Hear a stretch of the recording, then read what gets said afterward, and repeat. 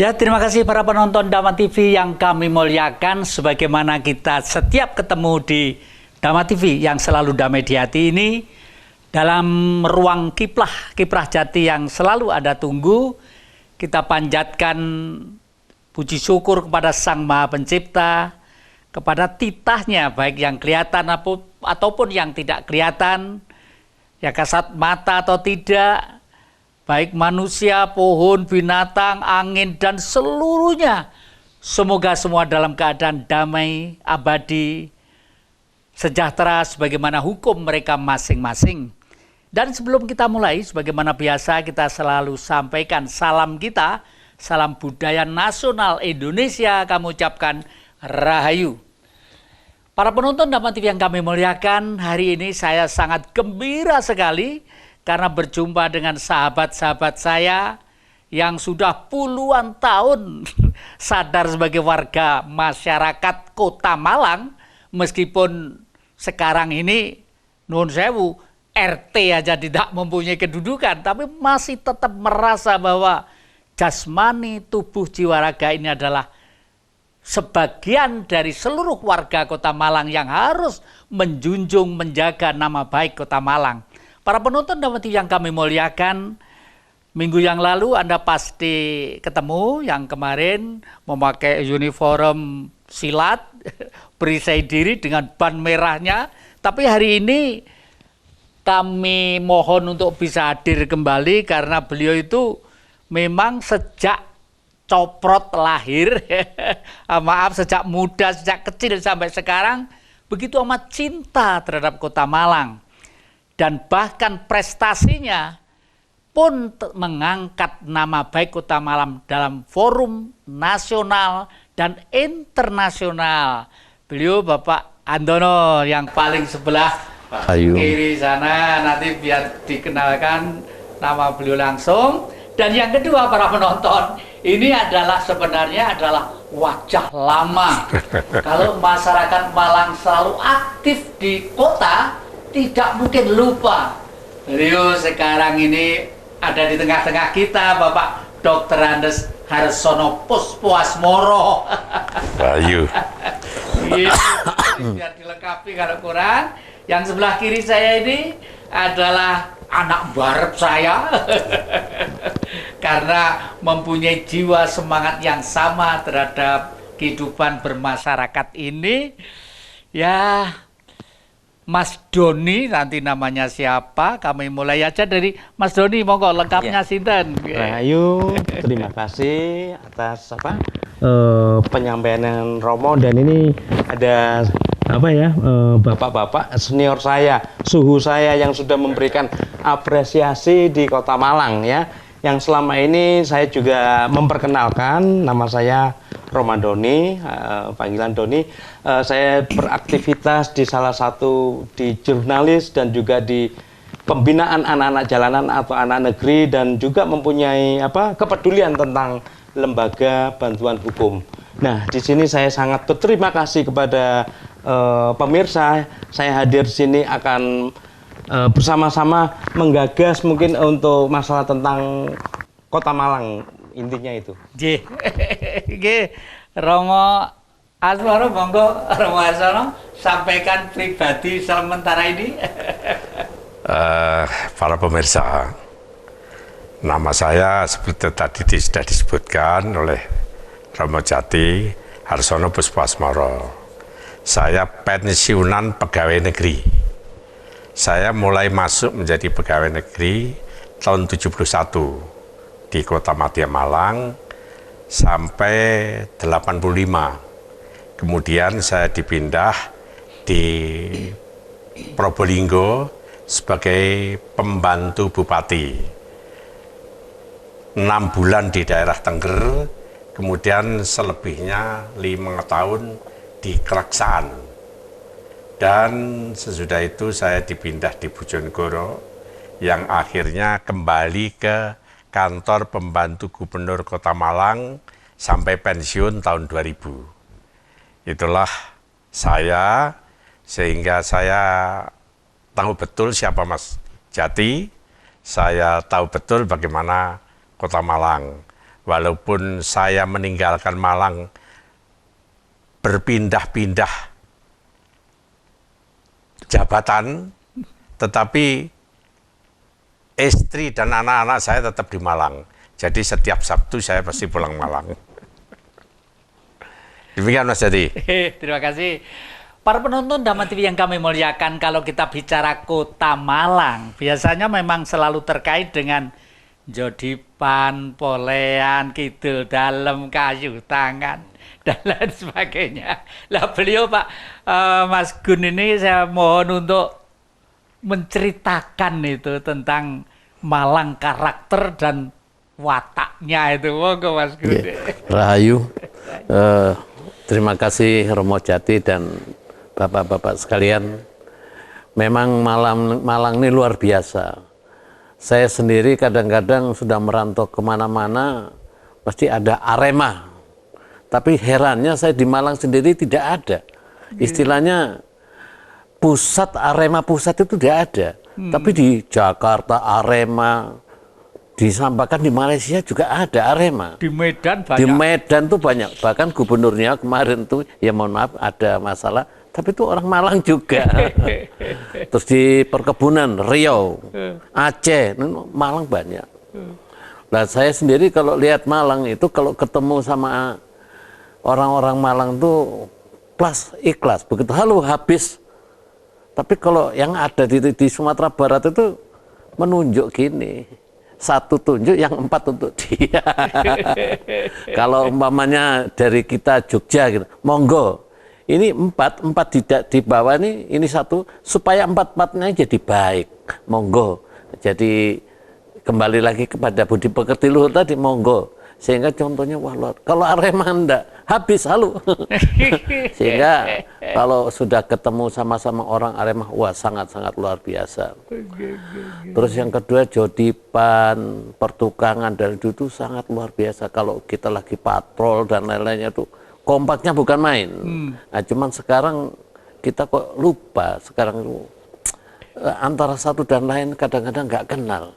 Nah ini ya kebetulan seperti yang disampaikan oleh Mas Doni tadi, alhamdulillah mudah-mudahan nanti bisa terwujud, adik-adik kita yang di Malang ini bisa terwujud. Masalah pertama juga kembali lagi budi pekerti luhur, yang kedua juga masalah masa yang akan datang.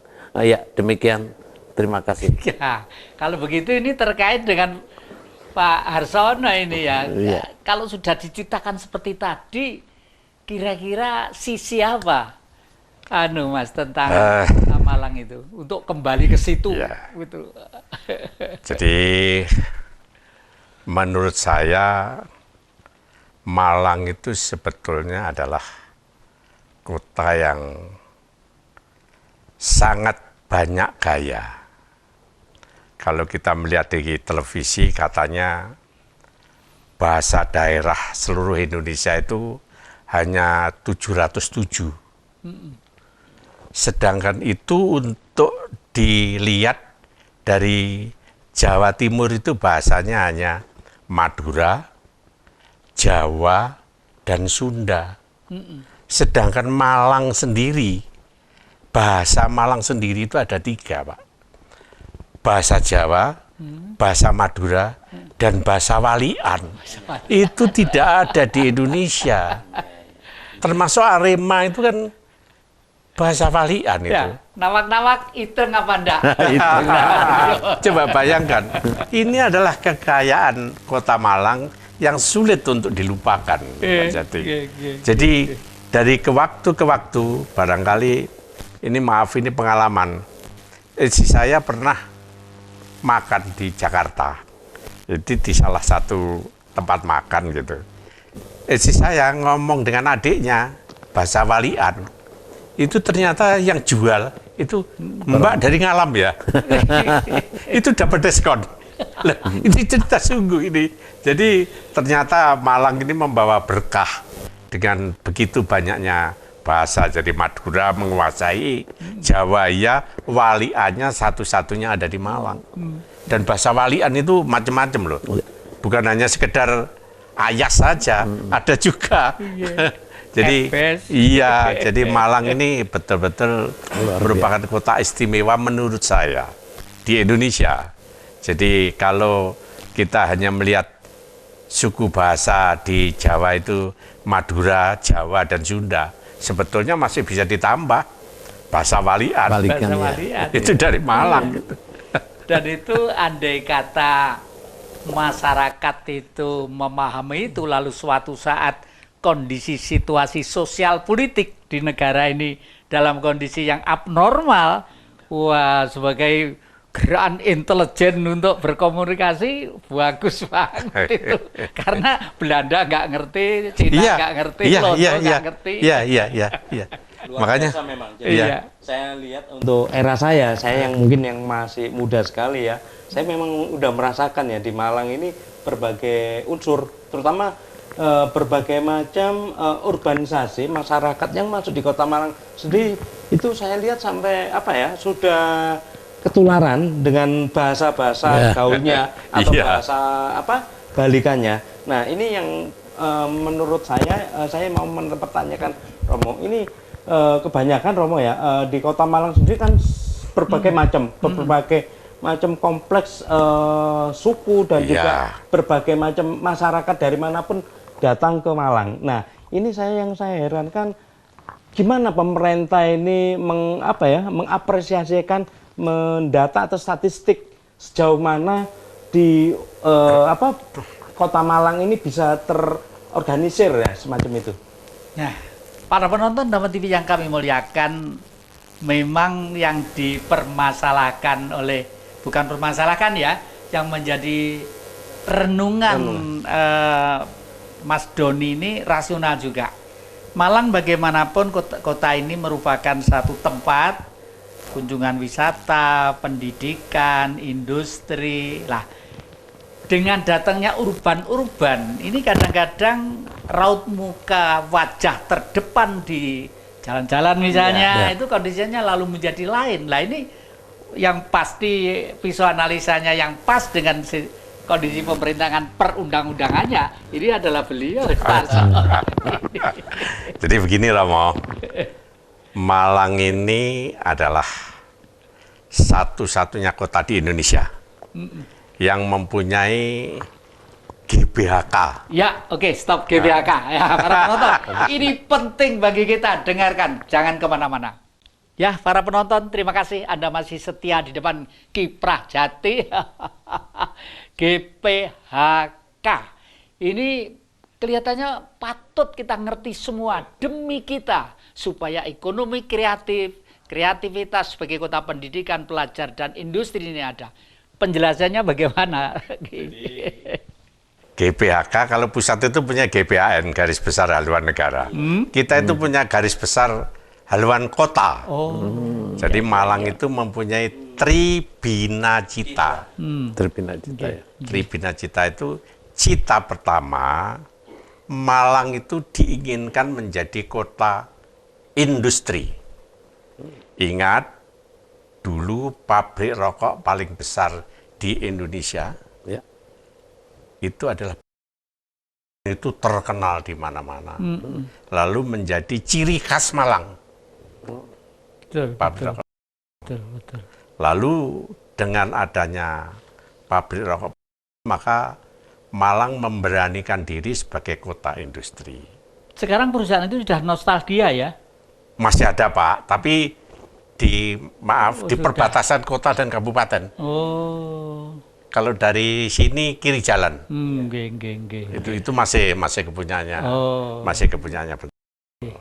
Kemudian pabrik yang kecil-kecil semacam dimatikan atas kebijaksanaan pemerintah dengan mendatangkan rokok. Ingat, rokok itu adalah mematikan, selain mematikan pabrik kretek, juga mematikan petani tembakau. Karena rokok isinya kertas yang diberi saus rokok. Nah ini adalah pekerjaannya kaum, maaf ini rodok politik sidik, pekerjaannya kaum kapitalis. Ya, betul. Iya, iya, iya. Jadi iya. mematikan Iya, iya. perusahaan-perusahaan rokok dan juga mematikan petani tembakau. Nggih, nggih. Kemudian cita yang kedua adalah kota pendidikan. Pendidikan. Jadi Bapak tahu bahwa seperti yang diceritakan Mas Doni tadi, banyaknya orang datang di sini itu karena di sini memang banyak sekolah yang bermutu. Ya. Di sini itu banyak sekali sekolah baik swasta maupun negeri. Dan sekolah-sekolah banyak yang sudah memenuhi syarat. Pemerintah misalnya mengeluarkan kebijaksanaan. Perguruan tinggi yang mempunyai fakultas kedokteran harus mempunyai rumah sakit. Jadi begitu pemerintah menginginkan bahwa sekolah-sekolah yang mempunyai fakultas kedokteran punya rumah sakit, itu rumah sakit berdiri dengan banyak sekali.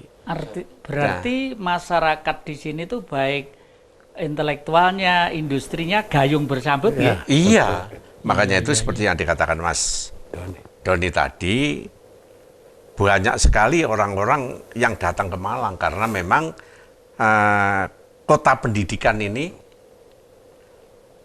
menarik orang-orang dari daerah lain sekolah di Malang. Selain memang belajar di Malang ini, maaf, biayanya lebih murah. Ya. Juga mutu sekolahnya juga bagus. Karena itu jujur saja, famili saya yang dari Jakarta juga sekolah di Malang. Nah, lalu seperti tadi pertanyaannya, bagaimana untuk mengidentifikasikan? Ya agak sulit, karena mereka kalau sudah masuk Malang itu ya Arema tenanan. Iya, walaupun dia dari Jakarta, ya mungkin 2-3 bulan lah merasa dia dari Jakarta. Tapi kalau sudah masuk sini itu wis ngomongnya ya wis Arema. Nah, jadi demikian juga sebagai kota pariwisata, Bapak-bapak pasti tahulah bahwa di Malang ini walaupun dulu tidak mempunyai objek wisata dulu, tetapi sekarang objek wisata itu sudah dibuat. Jadi sebagai kota pendidikan jelas tahu banyak perguruan tinggi yang bermutu. Sebagai kota industri, kalau dulu handalannya perusahaan, sekarang bisa berkembang. Bukan hanya sebagai pabrikan, tetapi juga sebagai kuliner. Iya, kuliner. Jadi bukan hanya sebagai kota industri, bukan pabriknya, tetapi juga sebagai penyalurnya, pedagangnya, ada semua di Malang. Iya, iya. Coba bayangkan itu sekarang mungkin sampai ke luar negeri. Ya. Bahkan saya baca orang Jepang itu belajar membuat tempe itu dari Malang, Pak. Ya. Tempe Malang itu sudah terkenal di seluruh dunia. Betul. Jadi kalau misalnya kita tidak, sekarang justru tempe itu jadi termasuk jadi industri rumah tangga yang sudah kemana-mana. Bahkan di Amerika Serikat itu orang-orang Indonesia yang di sana pada membuat tempe dan lebih higienis lagi karena sistemnya itu betul-betul bagus di kotak plastik kecil-kecil gitu. Dan dengan sistem online ini udah lokal, nasional dan internasional udah langsung. Itu sumbernya dari Malang. Sumbernya dari Malang. Dari Malang, Pak. Sanan tempe itu sudah saya masuk kota Malang tahun 60 itu Sanan tempe. Sanan tempe karena dulu hanya orang Sanan yang membuat tempe. Sekarang di mana-mana orang membuat tempe. Walaupun sekarang pemerintah pusatnya juga tetap di sana. Tetap di sana. Jadi kota industri itu walaupun tidak ada pabrik besar, sekarang juga sudah merupakan satu pemasaran daripada industri-industri dari luar masuk Malang, sehingga Malang tetap menjadi kota industri yang sangat bermanfaat untuk para pedagang. Lalu ini kelihatannya balik ke Mas Gun lagi nih. Mas Gun akhir-akhir ini banyak dengan ban merahnya, banyak keluar negeri, antara lain juga sampai ke Eropa bagian timur, ke mana-mana gitu. Lalu untuk pengetahuan di sana yang bisa ditularkan di sini supaya memperkuat budaya kota Malang kota sebagai tanda petik ya, tanda petik apa Mas Gun? Monggo. Ya, terima kasih. Kalau saya lihat Malang pada khususnya Indonesia pada umumnya memang rasa nasionalisnya tinggi, tapi sekarang perlu ada wadahnya. Karena kalau semasa saya di Malaysia, saya ngajar di sana hampir 79 sampai 82. Itu Malaysia saya bina, itu memang orangnya sangat patuh sekali. Tapi setelah pinter, nah pikirannya berbeda. Jadi dulu saya lihat di Malaysia itu dosen, silat, terus ya seperti yang tempe dan lainnya itu orang dari kita. Tapi kalau sudah pinter, dia sudah ngomongnya lain. Nah, terus yang kedua ya kalau saya lihat karena Malaysia itu jajahan Inggris jadi tidak seperti kita itu memang luar biasa, betul.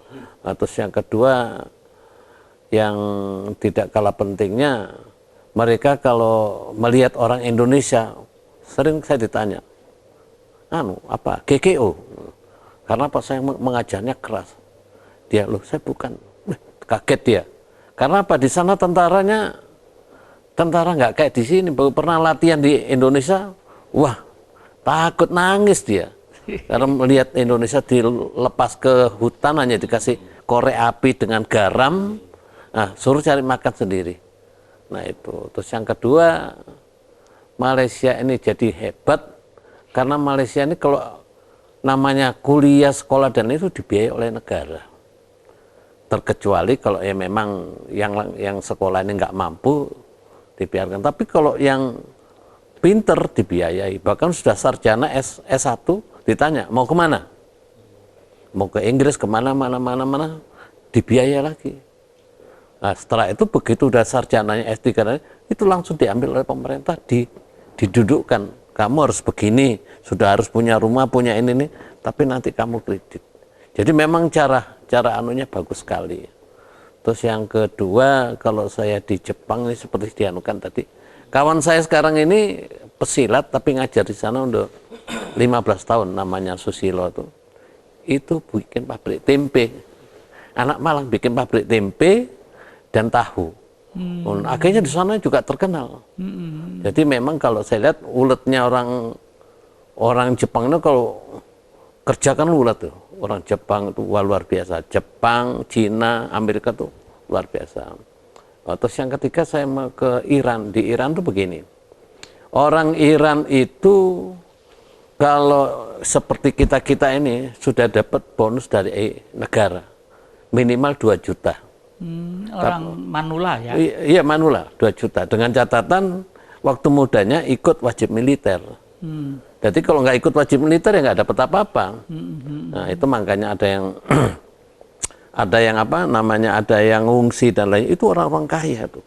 Karena sana sudah terisolir karena dengan anunya dia sendiri. Nah itu Iran luar biasa. Makanya kalau kita latih silat juga gitu. Mereka pernah datang terlambat saya bilang, you go home.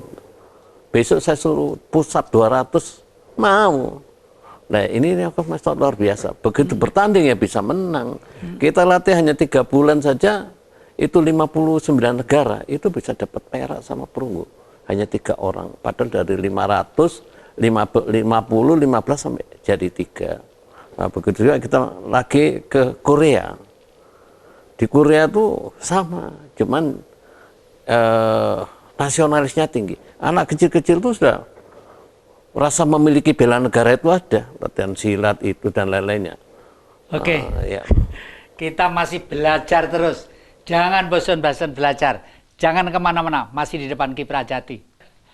Terima kasih para penonton Dhamma TV yang kami muliakan. Anda masih setia di depan Kiprah Jati. Kita masih kembali kok sampai orang di luar negeri sedemikian radikalnya dalam kreativitasnya untuk jangan sampai lapar di rantau.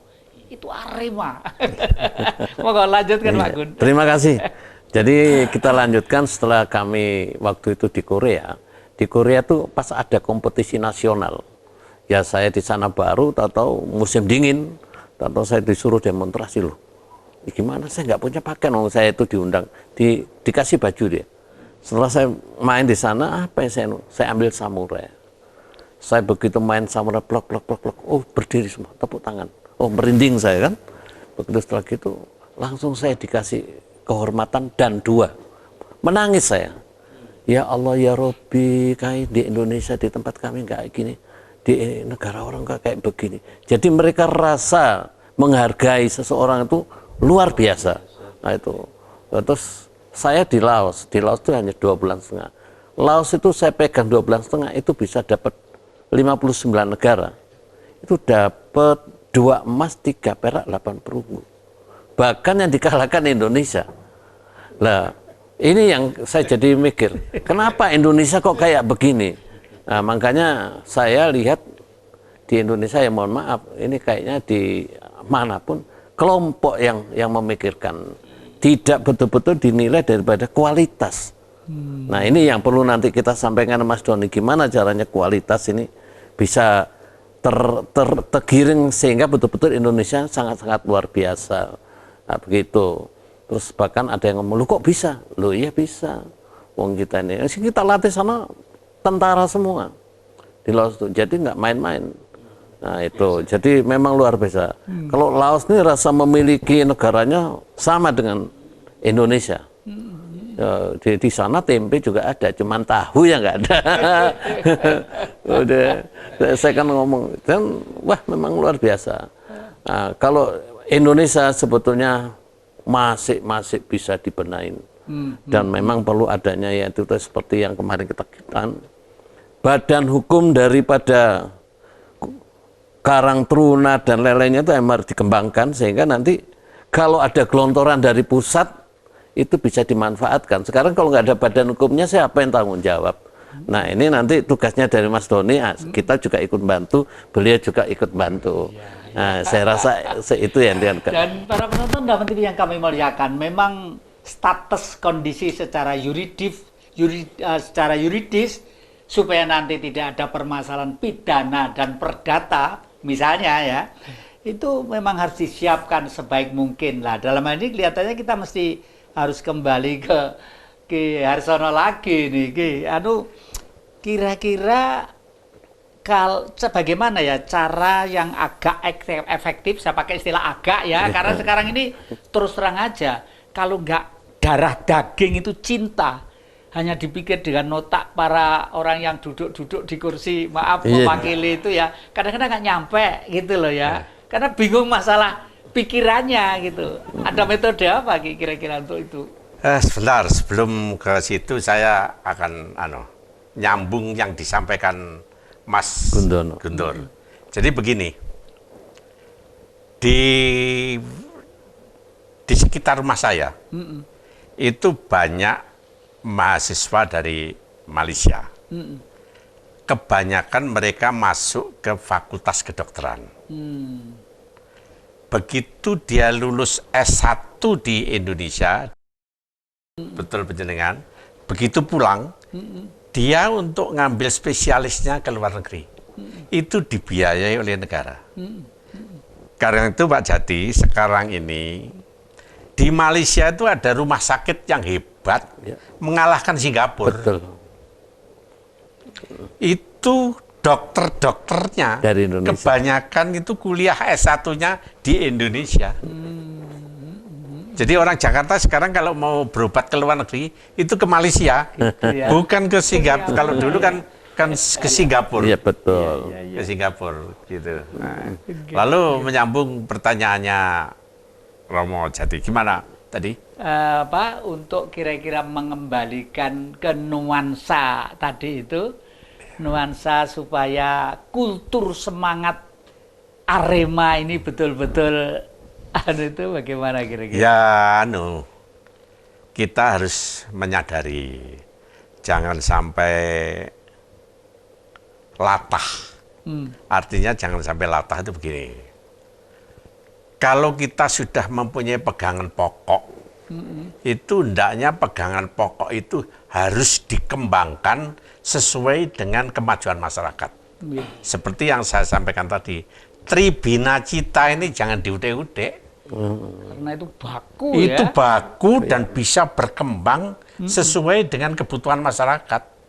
Jangan hanya karena sekarang itu pabrik rokok tinggal kecil, lalu pabrik rokok lainnya habis, jagung masih ada sedikit-sedikit karena digusur sama rokok itu.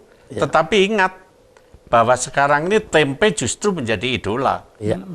Dan juga jangan lupa juga bahwa Malang ini ternyata bukan hanya sebagai tempat untuk menjajakan barang, bahkan kuliner Malang itu sangat terkenal. Nah, ini penjenengan sebagai warga kota yang selalu aktif mengikuti program dan pergerakan pribadi si wali kota. Yang berkesan menurut penjenengan itu era-era kapan ini? Wah. Sebagai warga kota. Minta maaf ya Mas ya. Saya bukan membandingkan. Ini kan pengalaman. Menurut saya, kami kira saya masuk Malang itu zamannya Pak Endra Sudarmaji. Sebelumnya itu kami kira samalah dari ABRI. Pak Endra Sudarmaji melaksanakan tugas sesuai dengan undang-undang, sehingga baku. Tapi sesudahnya itu Pak Sugiono lah yang menurut saya itu mulai membuat gebrakan-gebrakan yang sangat berarti untuk Kota Malang. Salah satu contoh saja, mungkin beliau-beliau ini ingat ya, penjenengan nggak ingat, cilik banget. Stadion Kota Malang itu dulu pagernya apa Mas? Karena penjenengan Gedek. Enggak, pakai Seng. Tutu pagere biyen Stadion Gajah Yanagi. Pagere iki lho. Wit lentoro lho. Oh, wit lamtoro. Wit lantoro lho, jadi pager. Wit lantoro betul. Wit lantoro. Nggih. Begitu Pak Sugiono jadi wali kota, itu dibongkar terus dikei pager tembok itu. Demikian juga lapangan voli itu dulu buyar-buyaran, tapi begitu Pak Sugiono ada ditoto. Ingat bahwa Pak Sugiono jadi wali kota itu adalah orang sangat terkenal sehingga Ebes Kota Malang itu sampai sekarang ya Pak Sugiono. Saya jujur saja, Betul. saya ini mungkin Pak Jati juga, saya ini termasuk teman akrabnya Pak Penny lah. Pak Penny akan dinobatkan menjadi Ebes, enggak mau dia. Enggak, saya tidak berani. Ebes Kota Malang ya Pak Sugiono. Betul. Walaupun saya mempunyai prestasi di bidang perdagangan, membuat toko, membuat pasar macam-macam, tapi Ebes Malang tetap Pak Sugiono. Betul. Karena yang membuat perubahan total di Kota Malang itu adalah Pak Sugiono. Iya. Boleh tahu namanya Ebes itu arti dari apa? Ebes itu ayah. Ayah, bapak. Itu Bapak. apa itu? Ya Malang. Luar biasa. Jadi pengamatan saya selama ini masih muda ya, masih belajar juga. Antara birokrasi dengan legislatif selama ini gimana sinerginya waktu dulu dengan sekarang ini? Soalnya tak lihat dari perkembangan zaman, baik itu dari kultur tempat-tempat yang bersejarah gedung-gedung, sekarang sudah nggak ada nuansa yang tempo dulu. Sekarang sudah banyak perubahan. Itu loh.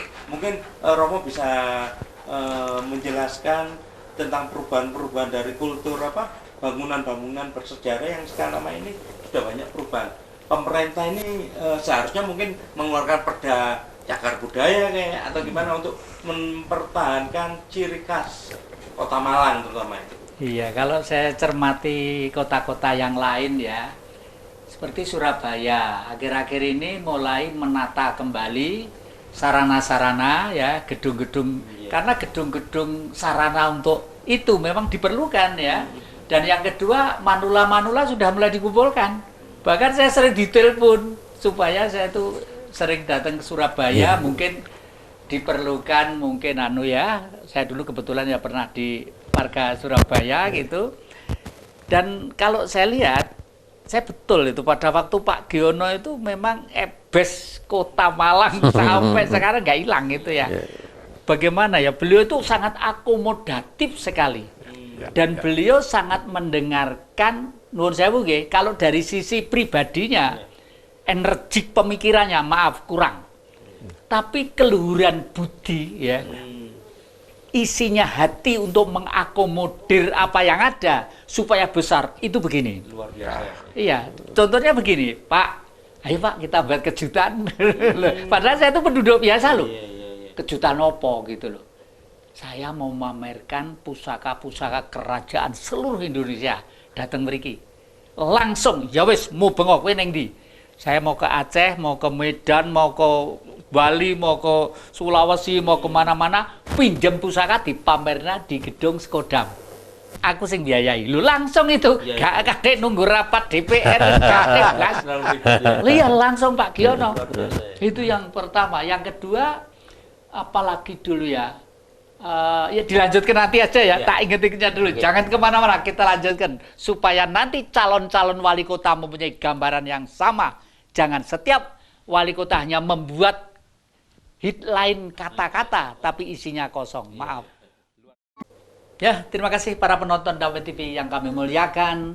Damai TV memang selalu damai di hati. Meskipun hari ini kita tegang ya, ngotot-ototan. Tapi tujuannya satu, demi kita dan untuk kita ya. Kembali ke masalah Pak Giono dengan segala kreativitas dan tadi itu. Bahkan tidak itu saja, semua inisiatif termasuk berdirinya Dewan Kesenian Malang, itu pun Pak Giono yang memulai. Pak, saya mau keliling Indonesia, laupong, mengumpulkan tokoh-tokoh budayawan dan seniman-seniman. Ingat Pak, di Eropa itu ada Perdana Menteri yang namanya Churchill, Perdana Menteri Inggris. Itu pelukis Inggris pada waktu itu tidak terkenal sama sekali. Begitu mengangkat seniman sebagai Perdana Menteri, Inggris sekarang menjadi United Kingdom, suatu kerajaan yang besar. Bahkan Inggris sekarang pengaruhnya di Amerika, di Australia, di sana, bahkan dunia itu. Lalu terus ya raja-raja dikumpulkan di sini, langsung saya disangoni kemana-mana. Ya untuk saya keliling aja itulah. Jadi memang untuk mempertahankan ini, nuwun sewu, Pak Harsono ini, apa betul ya kalau selama ini sebenarnya kebetulan yang menjabat wali kota itu banyak menimbulkan kreatif hit lain, tapi tidak melanjutkan apa yang penjenengan ceritakan. Ya. Ini bukan kok mendiskreditkan, tidak hanya aja. Ya, karena dia hanya mempunyai gagasan. Ya. Tapi dia tidak mampu melaksanakan. Dan gagasan itu pada umumnya yang tidak bisa dilaksanakan, tidak diakomodasikan dengan orang lain. Seperti Pak Sugiono kan mesti dibicarakan dengan orang. Ngawongke wong. Ngwongke wong. Lah nek iki orang ngwongke wong ya ora iso dadi. Jadi masyarakat Malang ini problem yang paling berat adalah bagaimana mengatur jalan dan parkir. Kalau kita sudah mempunyai pasar buah, kita sudah mempunyai pasar bunga, pasar burung, pasar umum, kita kan tidak punya pasar buah. Bagus buah itu yang dinti dioprak-oprak ngalor ngidul. Kita tidak punya. Dan pembangunan di Malang itu kan tidak seimbang antara utara dan selatan. Kabeh ramene kan yang lor. Kidul ki lak sepi. Betul. Nah, ini tugas wali kota yang akan datang bagaimana membuat keseimbangan supaya kidul ki ya rame. Ora sepi, lor rame, kidul sepi. Nah, inilah kami kira banyak hal yang perlu harus kita bantu mikir.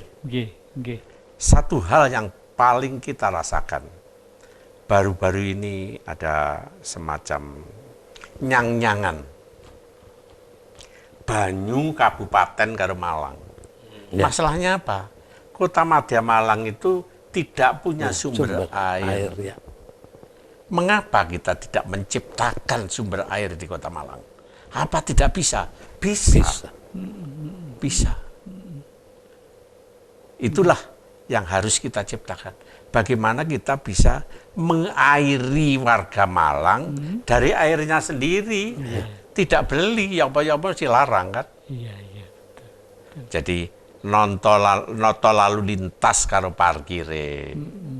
Ya apa carane banyu ki ora tuku supaya rakyatnya juga bisa minum dengan air sendiri dan murah.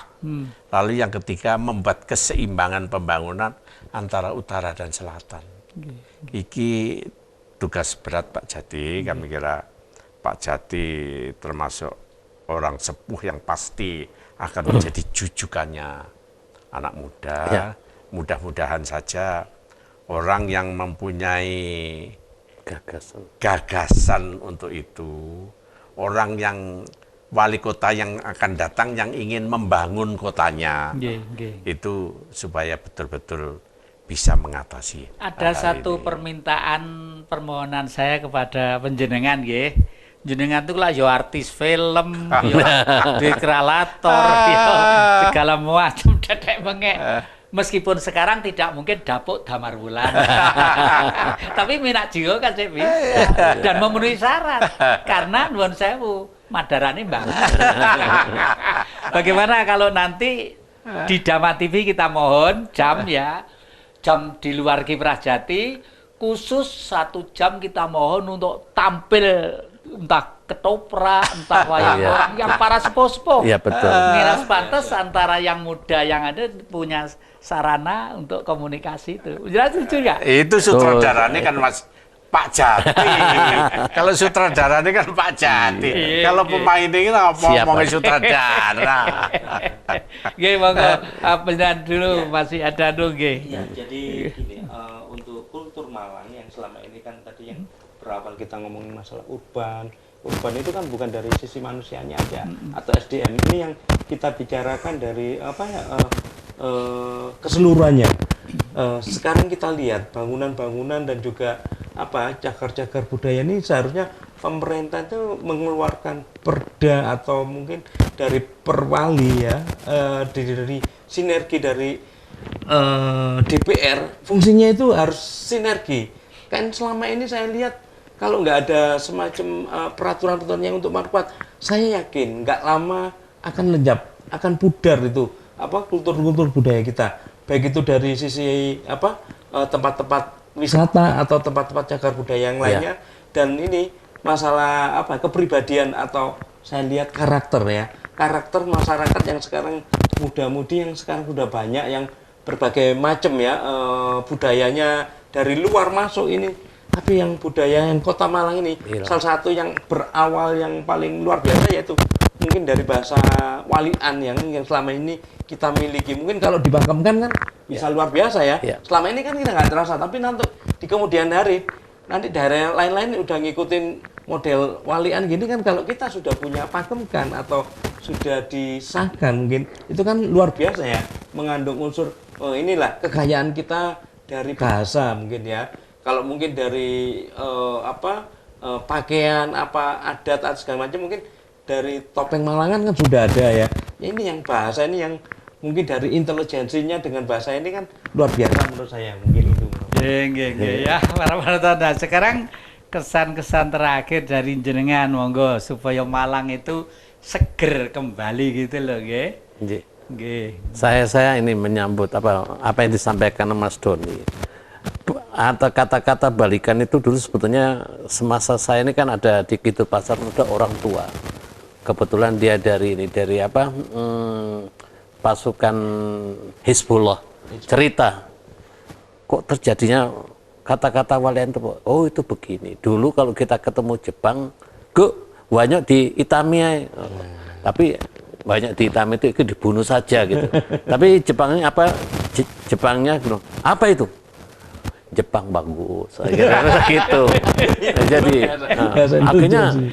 akhirnya suatu saat Jepang itu mati, tapi caranya bukan frontal, tapi mati. Nah, begitu juga Belanda. Nah, itu yang saya tanya, oh rupanya ini. Jadi balikan itu memang luar biasa. Betul juga apa yang disampaikan masalah cagar alam, itu yang namanya Mbahonggo, itu memang sekarang sudah dibantu tapi tidak semaksimal ya. Itu yang namanya gereja, terus alun-alun, jamek dan itu anu dari beliau. Bahkan waktu itu ya mohon maaf mungkin sekarang nggak tahu. Alun-alun itu dulu sampai sekarang mungkin nggak ada suratnya. Itu hibah dari Mbahonggo. Nah ini harus dianukan. Turunan-turunan Mbahonggo itu ada tapi nggak tahu gimana gregetnya gitu. Nah sekarang sudah mulai dengan adanya mulai terkenal ini apa rumah warna-warni itu. Nah, sekarang sudah mulai sekarang ya inilah ini gebrakan-gebrakan ini yang perlu disampaikan. Nah, harapan saya ya ayo sama-sama kita ya kewalian tuh macam-macam. Walian di Malang sama di Solo lain. Kalau kita nonton film Kusambuk masuk. Bagi orang Solo, ublem, ya bukan orang Malang. Nah, jadi ini nih yang memang ublem itu melebu. Nah, jadi inilah, jadi kesan-kesan saya, harapan saya mudah-mudahan yang tua-tua juga menularkan apa-apa yang dulu, terus nanti berkesinambungan dengan yang muda, terus di inventarisnya terus kita adakan satu wadah, minimal Kota Malang itu harus ada ketua pusatnya di Malang, sehingga nantinya yang di Surabaya di mana-mana tuh anunya sumbernya ke Malang. Ya, para penonton Dhamma TV yang kami muliakan, ternyata obrolan ngalor ngidul ngetan bali ngulon dengan tokoh-tokoh yang tak pernah lelah untuk kota yang kita cinta ini ya. Demi Anda dan kita semua, semoga nanti siapa saja calon-calon pemimpin yang di wilayah yang kita cintai ini betul-betul melanjutkan yang baik, menyisihkan yang tidak baik, dan membenahi kembali termasuk ciri khas nama dan tempat-tempat yang mengandung nilai sejarah. Dan jangan lupa, bagaimanapun sejarah yang pernah dihibahkan tanah kepada kita, warga itu harus mendapat satu catatan yang terhormat ditulis dengan tinta emas bila perlu. Katakanlah emas 1 kilo. Berapa kalau dibandingkan dengan alun-alun nilainya? Ya, toh? Tapi kan kita anak cucu yang tahu hormat. Nah, para penonton Dhamma TV yang kami muliakan, terima kasih. Kalau ada kekurangan, kekilapan sebagai manusia, sudah layaklah bahwa kita penuh dengan kealpaan, kekeliruan, dan sebagainya. Mohon maaf yang sebesar-besarnya. Saya ingatkan, jangan lupa kita ketemu setiap hari Minggu jam 19 malam, dan biasanya diurangi hari Senin jam 4 sore. Dengan ucapan Dhamma TV selalu damai di hati. Terima kasih. Rahayu.